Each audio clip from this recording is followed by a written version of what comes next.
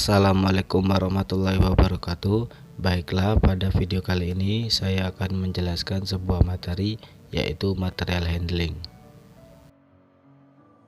Yang pertama yaitu definisi. Material handling didefinisikan oleh Materials Handling Institute atau MHI sebagai pergerakan, penyimpanan, kontrol, dan perlindungan material dan produk pada seluruh proses manufaktur, distribusi, konsumsi, dan pembuangan bahan.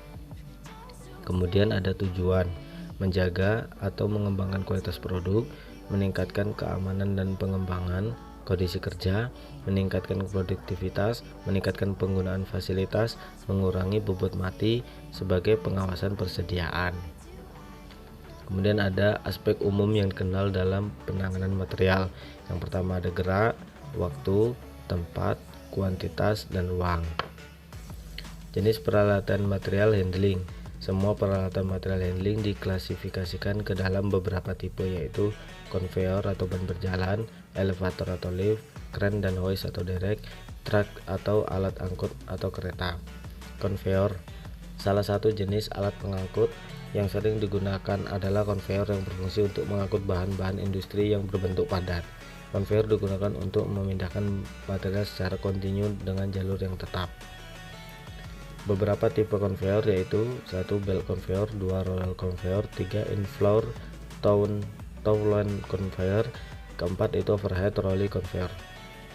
Ini merupakan contoh dari konveyor. Kemudian ada elevator. Elevator atau lift adalah sebuah alat transportasi yang digunakan untuk memindahkan barang secara vertikal dari lantai atas ke lantai bawah atau sebaliknya. Berdasarkan prinsip kerjanya, elevator atau lift dibagi menjadi dua macam kategori. Yang pertama yaitu hidrolik, menggunakan sistem hidrolik di mana elevator atau lift diangkat seperti menggunakan dongkrak. Yang kedua itu traction elevator atau menggunakan kabel atau tali, baja atau biasa di mana kar diangkat bukannya didorong dari bawah. Ini merupakan contoh dari elevator.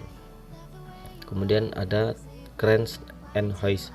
Cranes, derek, dan hoist atau kerekan adalah peralatan yang digunakan untuk memindahkan beban secara terputus-putus dengan area terbatas. Cara kerja kren secara umum adalah dengan mengangkat material yang akan dipindahkan, memindahkan secara horizontal, kemudian menurunkan material ke tempat yang diinginkan. Umumnya digunakan untuk benda yang sangat berat. Kren digunakan untuk pergerakan horizontal dari material, sedangkan hoist digunakan untuk mengangkat material ke arah vertikal. Ini merupakan contoh dari kren dan hoist. Kemudian ada truk. Truk yang digerakkan tangan atau mesin dapat memindahkan material dengan berbagai macam jalur. Ada terbagi dalam dua kategori, yaitu 1. non-power atau tanpa energi listrik atau tanpa bahan bakar, pekerja melakukan dorongan atau tarikan dalam mengangkut, contoh hand truck. 2. yaitu power, itu menggunakan energi listrik atau bahan bakar, bergerak mandiri dengan panduan atau dikemudikan operator, contoh forklift truck. Ini merupakan contoh dari hand truck, dan ini merupakan contoh dari forklift. Nah, kemudian ada pertimbangan perencanaan sistem material handling. Pertama, karakteristik material, sifat fisik, ukuran, berat, bentuk, kondisi, risiko keamanan. Kedua, tipe aliran. Ketiga, tipe tata letak pabrik. Kemudian ada prinsip-prinsip material handling. Yang pertama itu perencanaan sistem aliran, aliran material, penyederhanaan, gravitasi, memanfaatkan ruang, ukuran satuan, mekanisasi, otomasi, pemilihan peralatan, standarisasi, kemampuan adaptasi, bobot mati, utilisasi, perawatan, keuangan, pengawasan, kapasitas, efektivitas, serta keamanan. Kemudian ada faktor-faktor untuk pemilihan peralatan material handling. Pertama itu material yang dipindahkan, jenis, berat, volume, bentuk, ukuran material yang dipindahkan. Kedua, pemindahan atau gerakan, frekuensi, jalur, lebar, gang, mekanisme loading dan unloading. Yang ketiga, penyimpanan, area, volume, bentuk, dan ukuran, fasilitas penyimpanan, jarak antara kolom, dan lain-lain. Keempat ada biaya. Kelima ada faktor-faktor lain, fleksibilitas dalam melakukan pekerjaan ganda. Sekian dari video dari saya.